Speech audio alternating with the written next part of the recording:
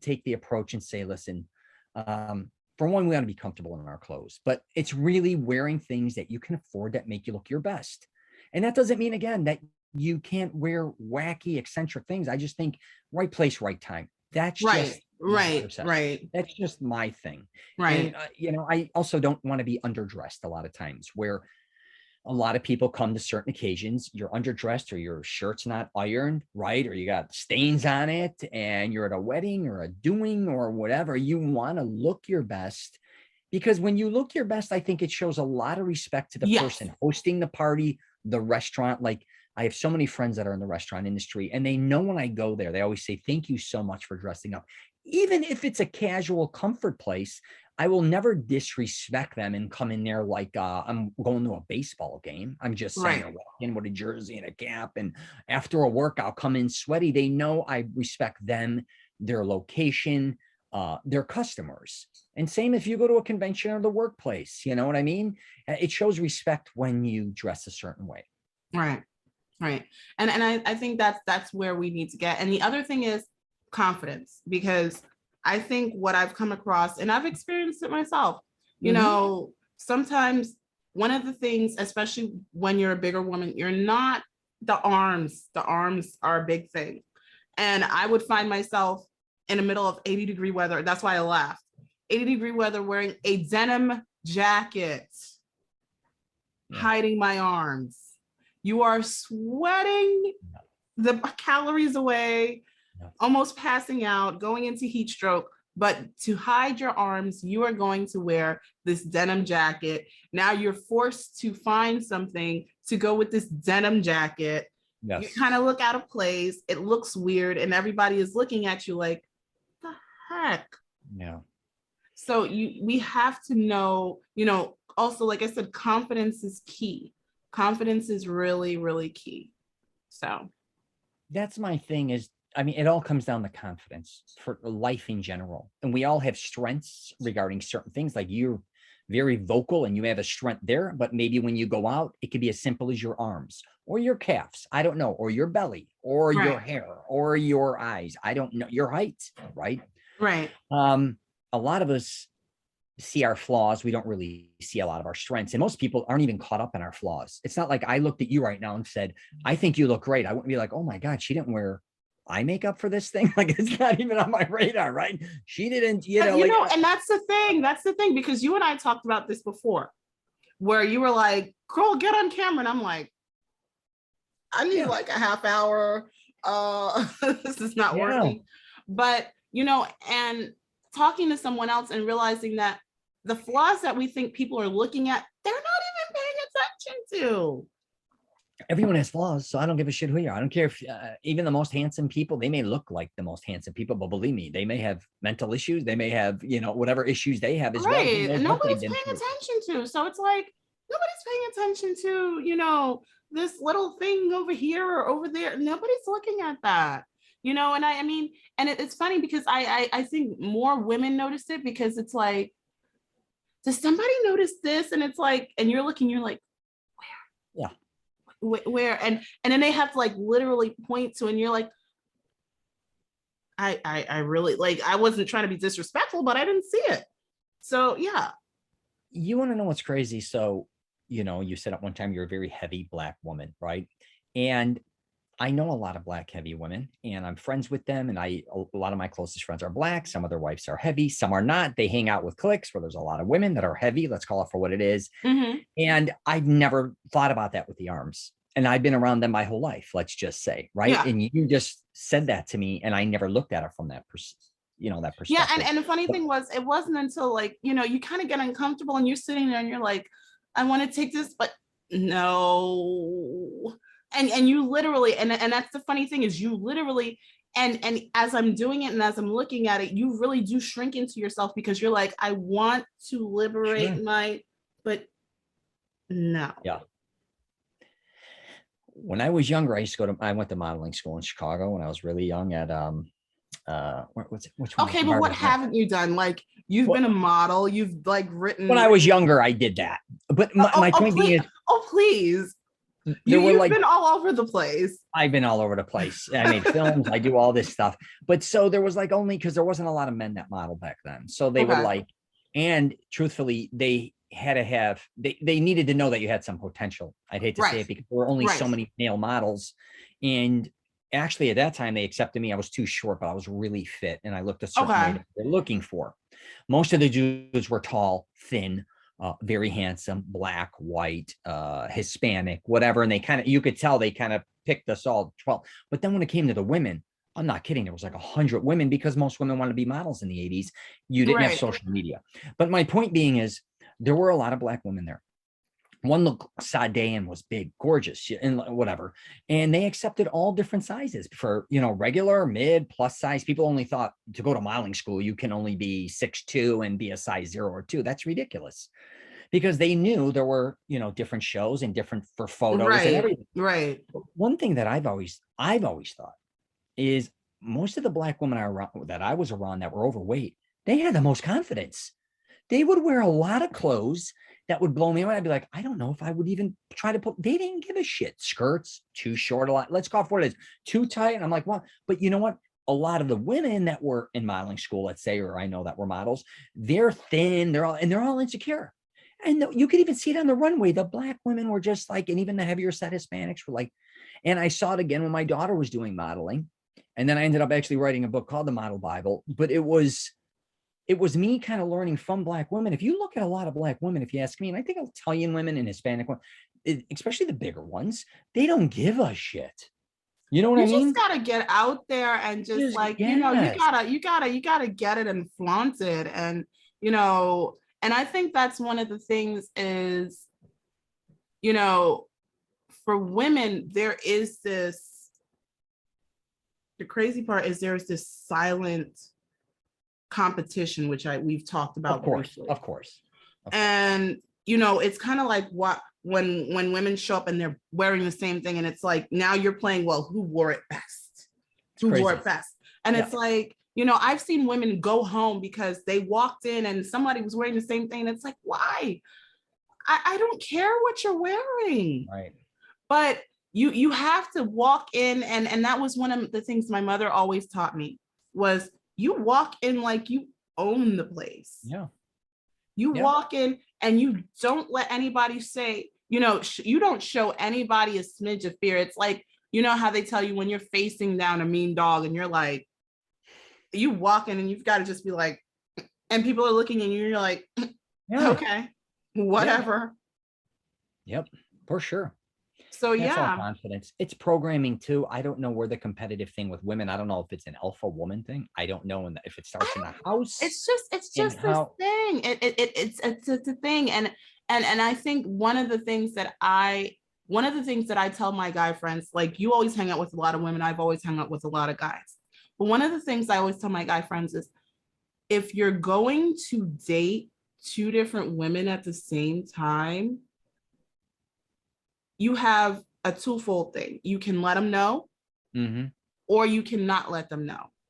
But if you don't let them know and they find out later, it's worse than if you let them know. Yeah. But if you let them know, they are going to compete for that top spot.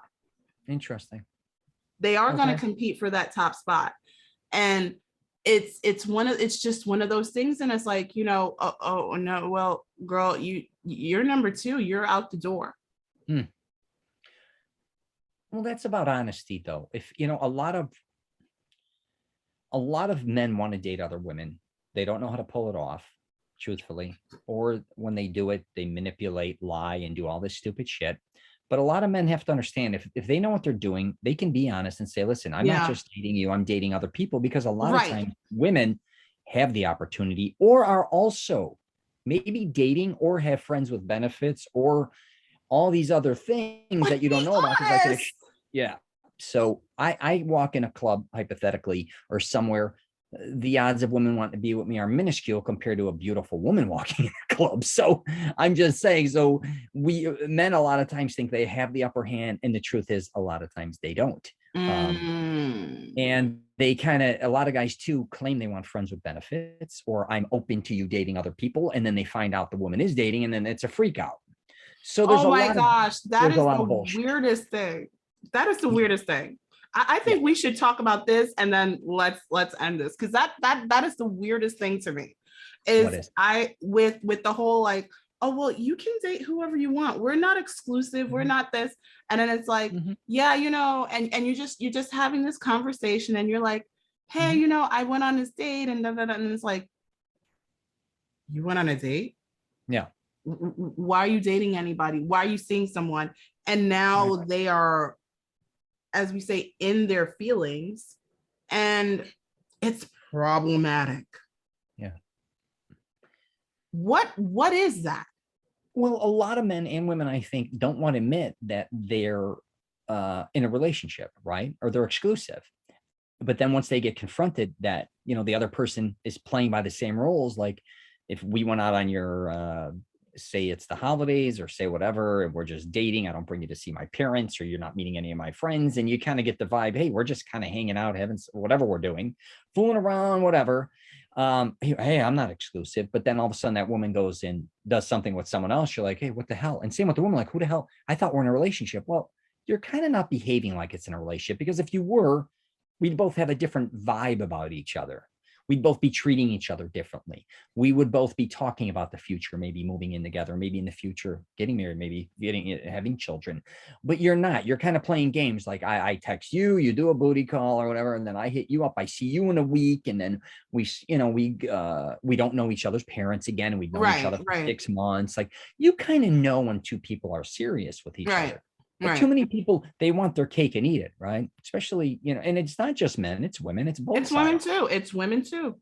Yeah. And you kind of feel betrayed, I think, sometimes, but you got to understand, if you kind of set up your own, you know what I mean, your own rules. Each relationship is different. Let's face it for what it is.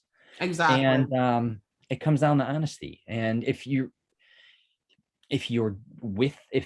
dating somebody and they know you're with other women, let's say on social media, and you tell her outright, hey, I'm going to meet some girls here, or these are my friends, or we're all going out in a group, at least you're honest about it. I always said honesty is the winner. And if she has a problem with it, then confront you and say, hey, I don't like this. Then you're like, hey, I want to do this. Same with the woman. I think women get a bigger pass saying, hey, I got friends that I go out after work with. Guys are like, oh yeah, she's got guys that are friends, right? Or gay friends, or I'm going to go to a gay club or whatever. I'm going to go here.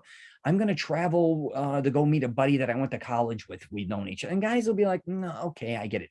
God forbid if a man said the same type of thing, though, a lot of times, because I think women have an issue with men being friends with other women, saying, hey, I'm going to go with my friend, a girl that I wasn't a friend. She's in a sorority. We've known each other for 20 years. She's in town. We're going to go we're going to go to a play together, and then we're going to go to dinner. There's going to be a problem. Yeah, because she's going to be like, I want to go too. Exactly. So there's all these rules. And if you're honest and open, I think that's the only thing you can do. I don't know what else to tell anybody. You're never going to be able to control anybody else in your relationship. I got a newsflash for you. I don't care what, if I'm dating you, you cannot control me. You 1 minute can't to the next. control another person. You can't. You can't. So, oh my gosh. So Rich and I can go on for hours and hours and hours. So one of the things, like I said, guys, is we definitely want you to ask questions, find out what you guys want to talk about, and we're here to help.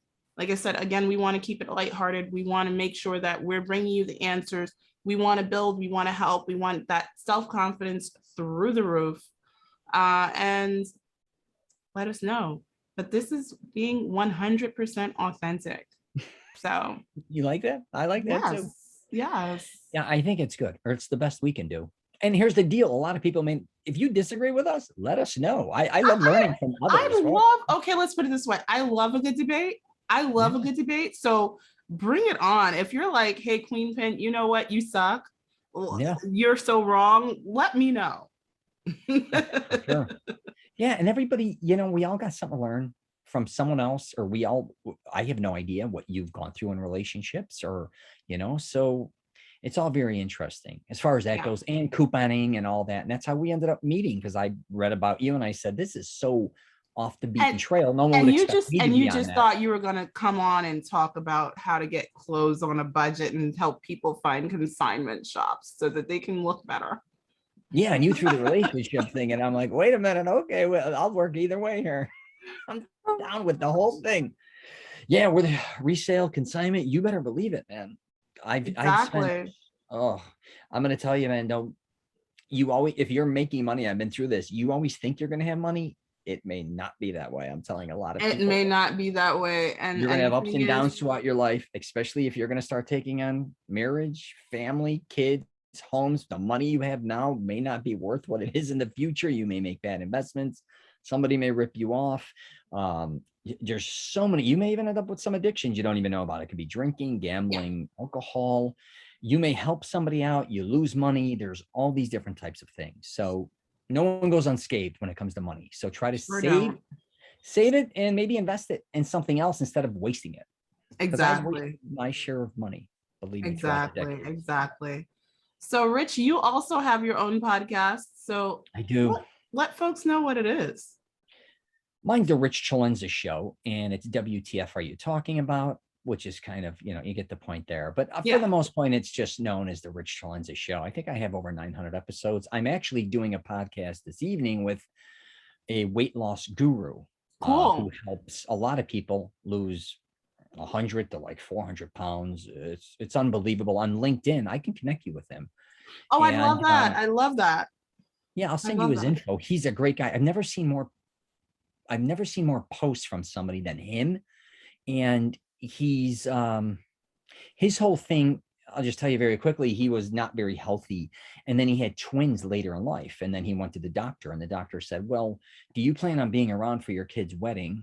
And he said, of course. He goes, do you plan on being there to teach them how to drive? And he's like, yeah. He goes, well, I'm looking at your blood work. Most likely you're going to have a stroke or a heart attack in the next X amount of years. You probably won't see them do that. Wow. So his whole thing, and I love it too, it's about the future of what's your health going to be like. Perfect. And I think a lot of people only look at the here and now, like, oh, I'm going to lose 10 pounds in a year, or I'm going to lose 20 pounds when I hit this age, or not thinking about you can't think that way. You can't think that way. You can't think that way. So that's his whole thing, is really, it's more, again, going to the doctor, following the blood work, and paying attention to where you are physically at this point in time and going in the right direction. Because a lot of people, especially men, don't go to the doctor, and they're heading in the wrong direction, and they think they're still going to live to 70 and 80 years old. But when they get to be maybe that age, what are they feeling like? What do they look like? Right. So you may make it, but you can't get out of bed, or you can't walk. You're in a wheelchair, or you've had 2 quadruple bypasses, or you've had 3 stents, or, you're limping all over the place. Right. So, because of your weight, you've hurt your back, your joints. So, yeah. So, well, yeah. Anyways, definitely. That's for you. You could just, my stuff's on richcelenza.com. That's my name. And you could just Google me. There's tons of stuff. I mean, books and films and stuff. So yeah, he's all over the place, guys. He's all over the place, guys. I kind of am all over the place. Well, I am the Coupon Queen Pin. I have a podcast called CQP Moments, and I call it Deals When Life Gets in the Way. So yeah, that's how I met this wonderful, amazing Rich over here. And, of course, you will be hearing more of how we're being 100% authentic with you from week to week. And let us know what you think. Yeah.